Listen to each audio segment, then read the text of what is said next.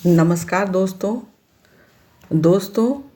Dahlia का जो फूल है बहुत खूबसूरत फूल होता है और देखने में ये बहुत सुंदर दिखाई देता है। और जो विंटर का जब समय आता है तो ये हमारे बगिया को बहुत खूबसूरत बना देता है, क्योंकि इसका जो साइज़ होता है वो बहुत बड़ा होता है। और एक ही फूल यदि आपके बगिया में वो दिखता है तो बहुत दिल को लुभा लेता है। तो नमस्कार दोस्तों, मैं हूँ वंदना और मेरे चैनल पर आप सभी का स्वागत है। साथियों, यदि आपने अपने बगीचे में, छत पर, टेरेस गार्डन में यदि डहेलिया लगा रखा है और आपको बहुत अच्छी फ्लावरिंग नहीं मिल रही है, यदि उसकी कलियां आपकी बहुत छोटी साइज़ की आ रही हैं और या फिर कलियां आ रही हैं और नहीं फूल बन रहा है बढ़िया, तो उसके लिए क्या मैं खाद यूज़ कर रही हूँ जिसकी वजह से मेरे जो छत पर जो फूल लगे हुए हैं डहेलिया के, वो बहुत अच्छे बड़े साइज़ के और बहुत ज़्यादा उसमें कलियां बन रही हैं। तो उसके बारे में मैं आज आपको जानकारी दूंगी कि क्या क्या चीज़ आप करिए अपने पौधे के लिए जिससे कि आपको डहेलिया की बहुत ही अच्छी फ्लावरिंग मिल जाए। तो साथियों, जो आपने डहेलिया लगा रखा है, आपने या तो इसको किसी पौध से लगाया होगा या फिर आपने बीज से लगाया होगा। जैसे भी आपने लगाया है, बट उसकी अब इस समय जो समय है वो आपके फूल आने का समय है और खूब आपके फूल आने चाहिए बगीचे में। जो गमले में आपने लगा रखा है तो उसमें आप साथियों इस बात का ध्यान करिए कि आपके उसमें कोई भी एक्स्ट्रा पौधे नहीं हैं, और यदि हैं तो उनको हमें निकाल देना है। इसके साथ साथियों, जो मैं ये खाद यूज़ कर रही हूँ, ये खाद है आपकी बोन मील। साथियों, ये डहेलिया के लिए एक बहुत अच्छी फर्टिलाइज़र है। इसको आप अपने डहेलिया के पौधे में जड़ों में डालिए आप इसको, क्योंकि इस खाद में फास्फोरस है और कैल्शियम है। इस खाद की आप यदि इस्तेमाल करेंगे तो आपके जो पौधे की जो जड़ें हैं वो मजबूती ले लेंगी और उसकी फूलों की संख्या को ये आपकी फर्टिलाइज़र बढ़ा देगी। तो साथियों, इसको आपको महीने में एक बार इस्तेमाल करना है और एक पौधे में 1 चम्मच इस्तेमाल करना है। आपको जड़ से थोड़ा सा दूर मिट्टी हटा करके इस खाद को डाल देना है और उसके बाद उसमें पानी डाल देना है। साथियों, जब ये आप खाद डालेंगे तो ये धीमी गति से घुलने वाली खाद है और इससे जो है आपको ये पौधे को लंबे समय तक पोषण मिलता रहेगा। चूँकि डहेलिया जो है कई महीने तक आपको फूल देगा, तो इसमें कलियां बनेंगी। जब आप इस खाद को डालेंगे तो आपकी फूलों की संख्या बढ़ जाएगी और ये वाली खाद जो है ये मिट्टी की संरचना में भी सुधार करेगी। तो आप इसका इस्तेमाल कीजिए। अब साथियों, यदि आपने अपने पौधे के, जब वो छोटा था पौधा आपका, तो क्या आपने इसकी प्रूनिंग की या नहीं की, ये भी इस बात पर डिपेंड करता है कि आपके फ्लावर्स कितने ज़्यादा मिलेंगे आपको। जब मेरा पौधा छोटा था, करीबन 6-7 इंच का पौधा था, तो आप देखिए मैंने इसकी प्रूनिंग कर दी। ऊपर की टिप को मैंने इसको काट दिया। जब मैंने इसकी ऊपर को टिप को काट दिया तो क्या हुआ, उसका परिणाम ये हुआ साथियों कि इसके बगल से जो है वो बहुत सारी जो है वो शाखाएं निकल जाएंगी। जब मैंने इसको ऊपर से काट दिया है तो आपकी जो शाखाएं हैं उनकी संख्या बढ़ जाएगी, बगल बगल से इसकी शाखाएं निकल आएंगी और उसमें फिर जितनी शाखाएं होंगी उतनी ही ज़्यादा उसमें कलियां बनेंगी। ये देखिए उसका अपडेट है।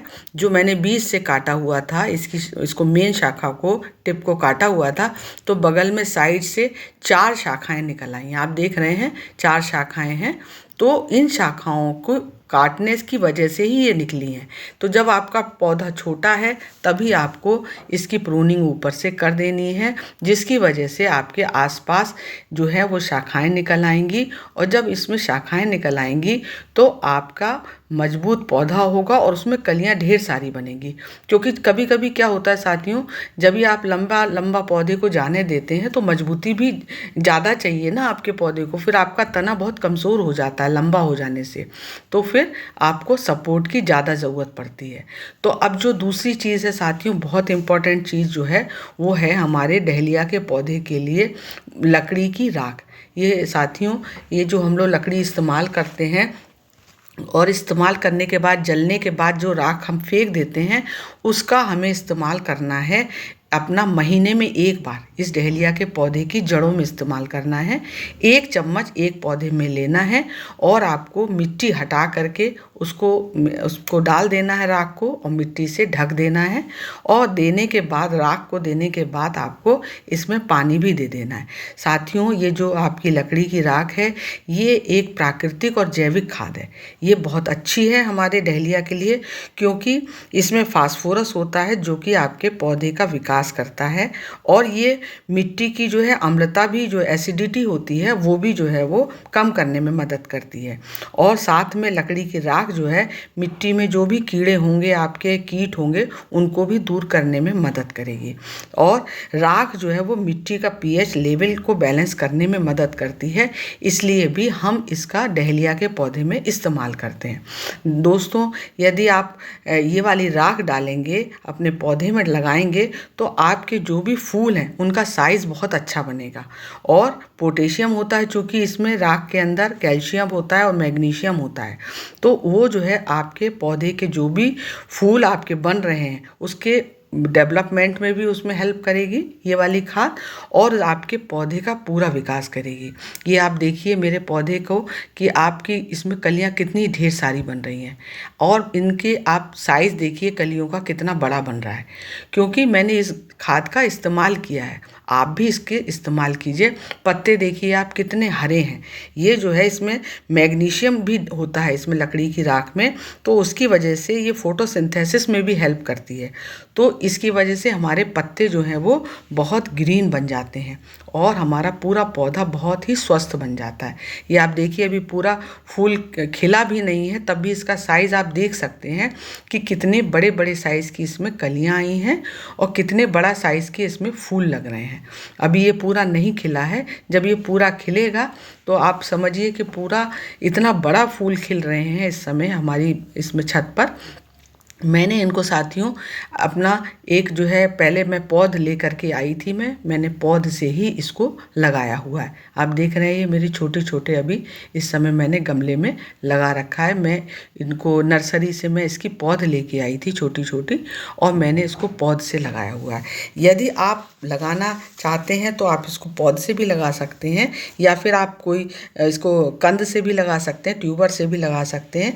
यदि उससे लगाएंगे आप ट्यूबर से, तो फिर 50 से 70 दिन में आपको फ्लावरिंग मिल जाएगी। और यदि आप बीज से लगाएंगे तो 80 से 100 दिन लग जाते हैं।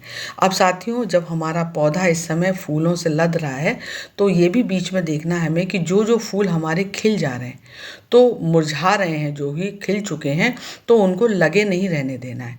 क्योंकि यदि आप इसको लगे रहने देंगे तो जो भी अब पौधा है वो अपनी सारी ताकत इसमें ही लगाएगा और आपके दूसरी कलियों को नहीं दे पाएगा। उसमें लिमिटेड ही तो पोषण भी होता है साथियों।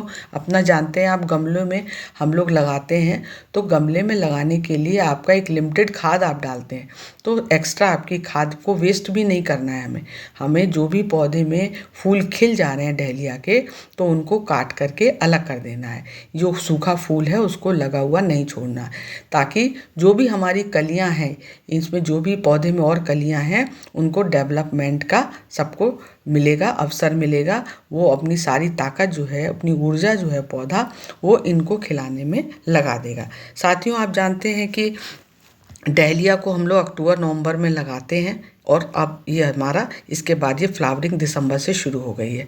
अब साथियों, जो मैं इसकी जान है जिसे कहना चाहिए डहेलिया की, उस खाद की बात करती हूँ कि वो आजकल मैं क्या दे रही हूँ, जिसकी वजह से मेरे जो डहेलिया के फूल हैं उनका साइज़ बहुत ही अच्छा बन रहा है और बहुत संख्या में मेरे को फ्लावरिंग मिल रही है।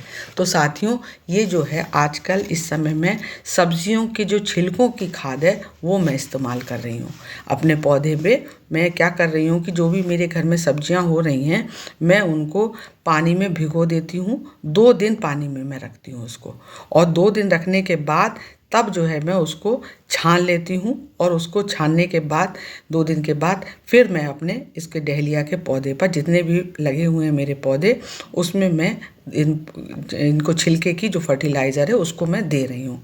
ये एक बहुत अच्छी जैविक खाद है, और इसमें विभिन्न प्रकार के पोषक तत्व होते हैं जो पौधे की आपकी वृद्धि करेंगे और अच्छी आपको फ्लावरिंग देंगे। क्योंकि इसमें नाइट्रोजन होता है सब्जियों के छिलकों में, फास्फोरस है और पोटेशियम है।